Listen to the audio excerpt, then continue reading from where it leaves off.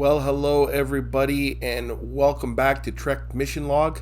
My name is Jason Gilbert, and I am very, very glad that you are here. And if you are new here today, I welcome you. We are deep diving into the Star Trek universe, and we are on a journey to examine and review every episode of every Star Trek series, animated series, and of course the films. Currently, we are in Season 2 of the original series. I ask, if you are enjoying this content, would you please consider subscribing to my channel? It would really help me out immensely. And also, when you subscribe, just please type in the comments, "I subscribed." I would love to respond to you and thank you personally for subscribing to my channel. At the filming of this, we are at 248 subscribers, and I did mention that when we reach 250 that I will be doing a giveaway. So we're only 2 away from that. So let's get that up to 250, and I'm really excited about the giveaway video that we're going to be doing, hopefully shortly. We are also on Instagram. You can check us out at Trek Mission Log. Now today we're going to be looking at Season 2, Episode 9, titled Metamorphosis. It originally aired on November the 10th, 1967. This episode was written and produced by Gene L. Kuhn, and it was directed by Ralph Sinensky. So check out this piece of information regarding this episode, and when we come back, we will dive right in.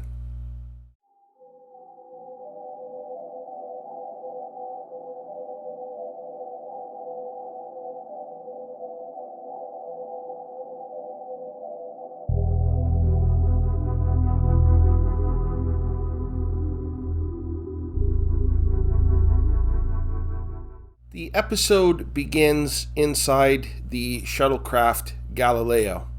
Kirk, Spock, and McCoy are in the shuttlecraft, as well as a woman whom McCoy is medically monitoring, and her name is Commissioner Hedford.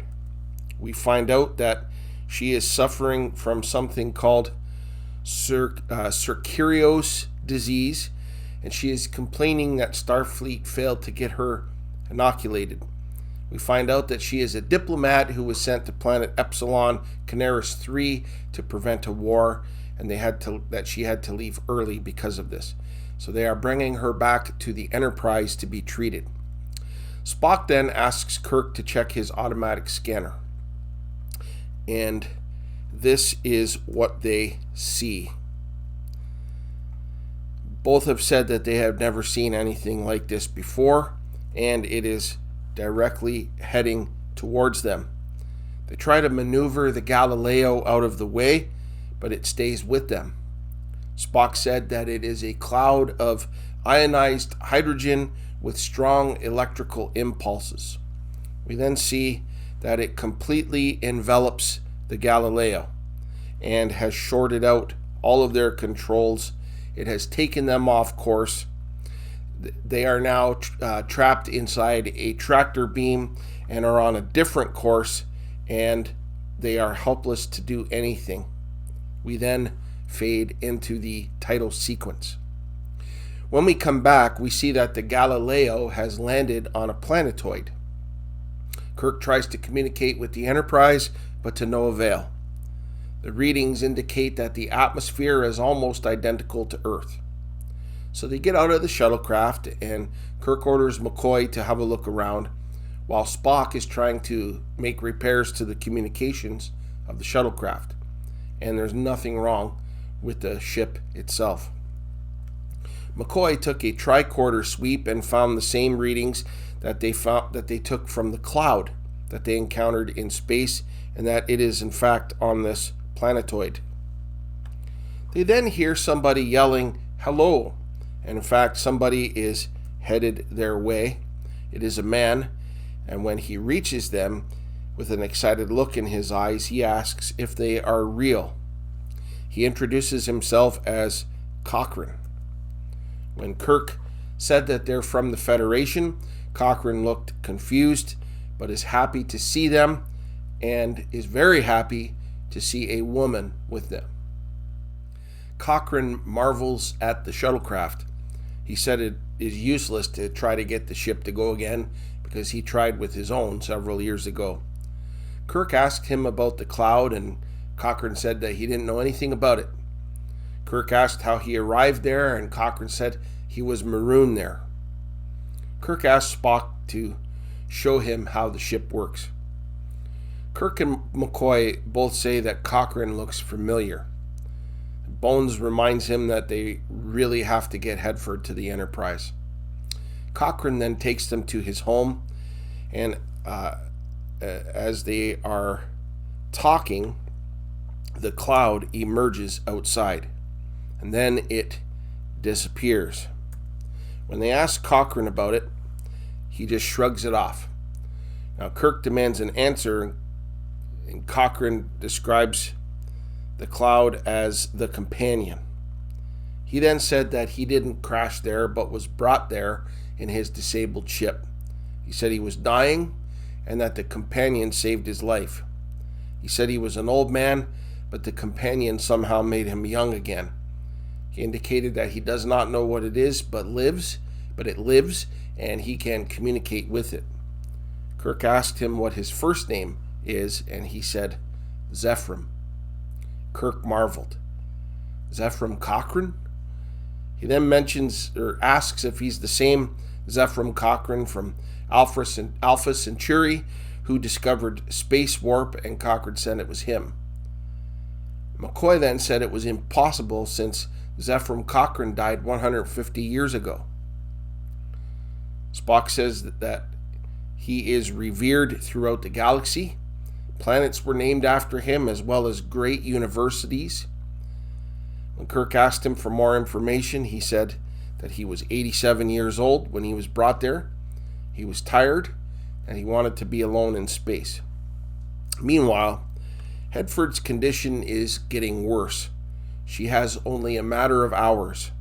Spock looked at Cochrane's instruments and said that the time lines up with his story. Kirk asked him if he can communicate with the companion to find out what they're doing here. He said he already knows. The companion brought them here to keep him company.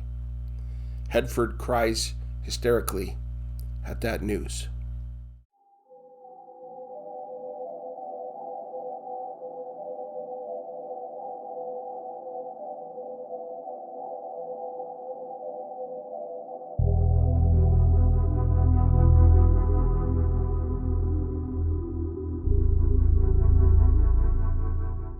Kirk orders Spock to take additional tricorder readings to try to find a weapon that they can use against the companion. Kirk asked Cochrane what would happen if he leaves. He said that he would begin to age normally from that point. He then asked Cochrane if he wanted to leave. Cochrane said that immortality consists largely of boredom. Kirk asked him to help them get away, and he offered his help. Now, as Spock is carrying out his orders, the companion shows up. Spock tries to touch it, but it sends out electricity and sends him flying backwards, and it damages the shuttlecraft. Kirk asks Cochrane to communicate with the companion to see if it can help Commissioner Hedford. So Cochrane goes outside and closes his eyes, and the companion comes and envelops him. McCoy said it looked like a symbiosis of some kind. Kirk said that it resembled love. When the encounter was finished, Cochrane said that the companion would not do anything to help her. McCoy goes and searches for Spock and finds him lying on the ground beside the shuttlecraft. Spock said that a large part of the companion's substance is electricity, and anything that generates electricity can be shorted out. Now, back at Cochrane's house, Spock showed them a device that he had built that could scramble the electricity in the companion. Cochrane was troubled by this. He doesn't want the companion injured or killed. Kirk said that we're getting out of here. and that he would do anything he has to save all of their lives. Cochrane reluctantly agrees and offers to contact the companion. It came, and Spock flipped on the device, and the companion began flashing red. It came into the house and attacked Kirk and Spock and was choking them out. McCoy tries to plead with the companion. Cochrane then closes his eyes to contact the companion. It releases Spock and Kirk and goes to join with Cochrane. Kirk asks, "How can we fight a thing like that?" McCoy reminds him that sometimes he's too busy being a ship's captain that he forgets that he also needs to be a diplomat. Kirk asks Spock to try to adjust the universal communicator on the Galileo to try to communicate with it. Meanwhile, Hedford is getting worse in her condition. We then see the Enterprise with Scotty in command. He's recording a log entry stating that their rendezvous with the Galileo is overdue. Sulu and Uhura are trying to track it. Scotty orders a spherical sweep at maximum range, and Sulu picked up on traces of matter. So Scotty orders a course laid in. Suddenly, the particle density decreased and then vanished. Scotty decided to stay on course and to see where it takes them.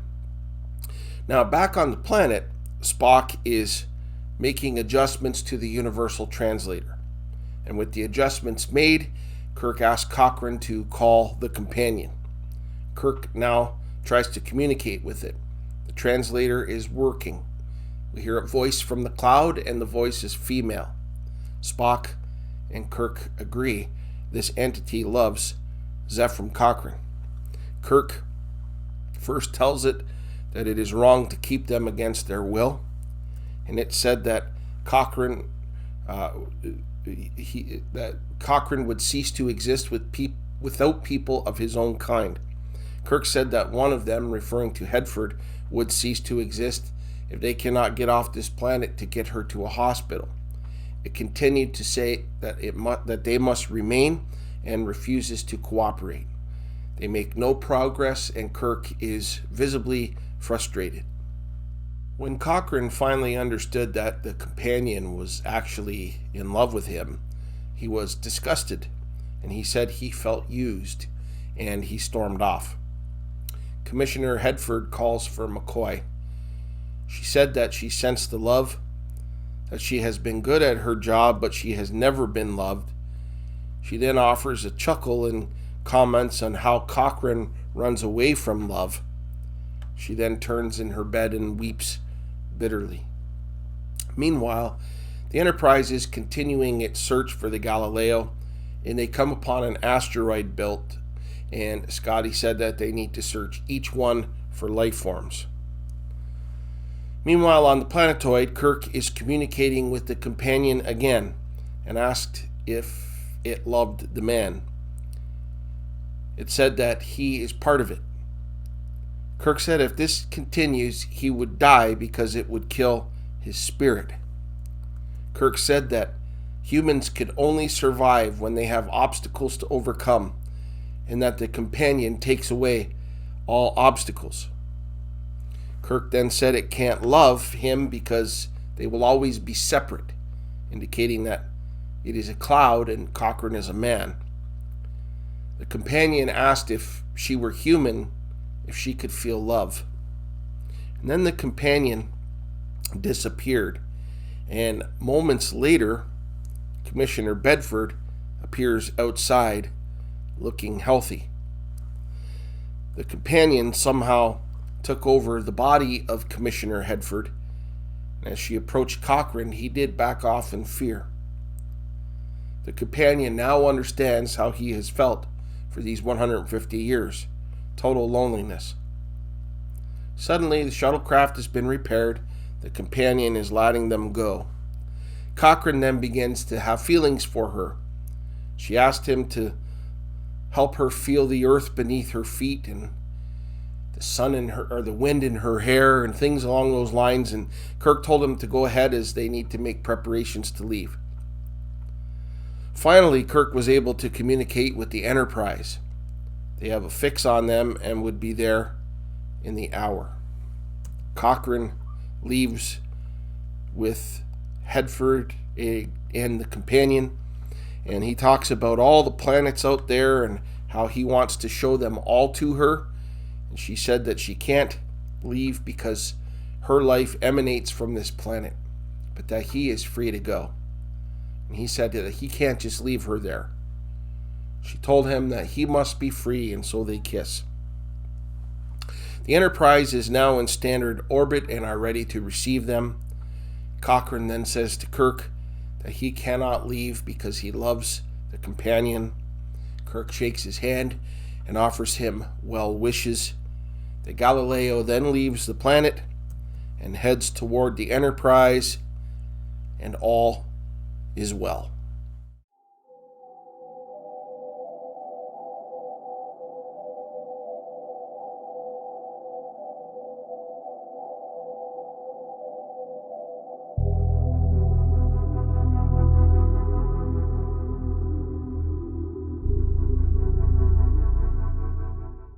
Star Trek has many facets. There are many times when the show is exciting, thrilling, and action-packed, and there are times when the episodes are more about the story and less about the thrilling action scenes. Metamorphosis falls into the latter category. If you're looking for thrills and excitement, this is not the episode for you. However, if you like an engaging story that is rich in plot and subtext, then this is a great episode. So let me go over what I feel are its strengths and its weaknesses. Now, the opening sequence was very, very good. It was great to see the shuttlecraft Galileo at work again. We learn that they're transporting an ill Federation diplomat from a planet where she is working to stop a war to the Enterprise to treat a disease that she has. That's the mission. The peril does not take too long to present itself. A mysterious ion cloud gets in their way, stops them, and drags them away from their mission. Now, I love how Star Trek is not afraid to move away from flesh and blood villains to have imaginative adversaries like a misunderstood ionized cloud. This set the tone for the whole episode, as they would now have to discover what this cloud is and why it has taken over their shuttlecraft. And as they land on the planetoid, as mentioned by Spock, they meet Zephram Cochrane, who is portrayed by actor Glenn Corbett.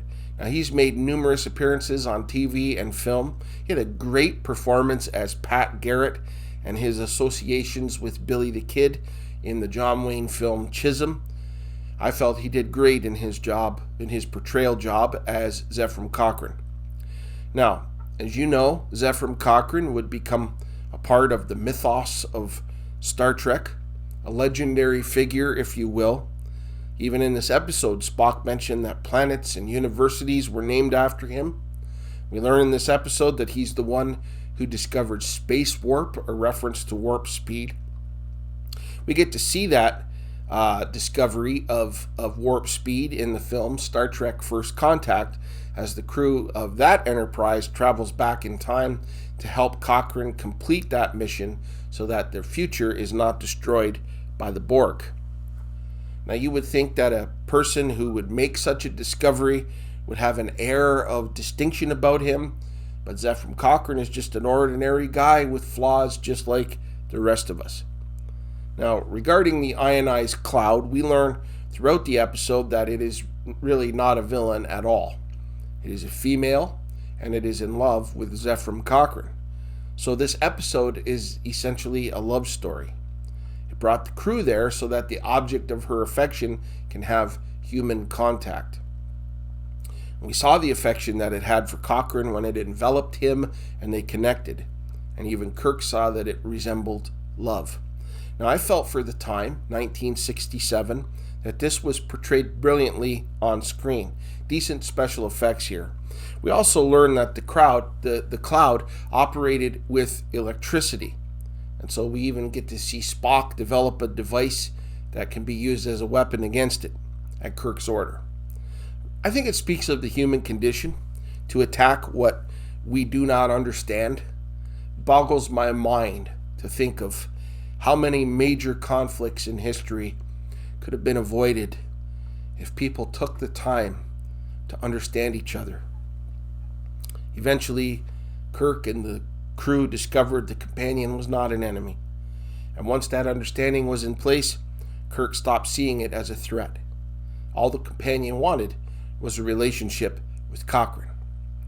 It was Kirk that made her aware that she cannot have that kind of relationship with him because she does not have a body. Enter Commissioner Hedford. Throughout the episode, she's dying, and by the end of the episode, she's very close to death. And so the cloud comes upon her and joins with her so that she could continue living, and that the cloud, the companion, could have a meaningful physical relationship with Cochrane. And the episode ends with Cochrane and the companion uniting in love. Now, those are all strong components of this episode. Now to the areas where I think they could have improved on. It was first of all, a very slow-paced episode. You have to really pay attention to be engaged in the story, which is not a bad thing. But it's probably not a good idea to watch this episode at night before bedtime, as it might make you nod off a little quicker. Make sure you're fully awake when you watch this. Second, although the Enterprise is in this episode, it is only there for a total of just a few moments. And it's unfortunate considering that these are the voyages of the Starship Enterprise. However, when the Enterprise was in it, the crew were superb. Chekhov does not make an appearance in this episode. I felt that this episode could have had more engagement from the Enterprise, perhaps scenes where it's searching harder for the captain. It did, however, have some great dialogue between Scotty and Uhura. All in all, I liked the episode. It was a good story that was slow going in spots. It has some good solid performances. I give Metamorphosis 3 out of 5 Starfleet insignias for awesomeness. Check it out. I think that you will enjoy it.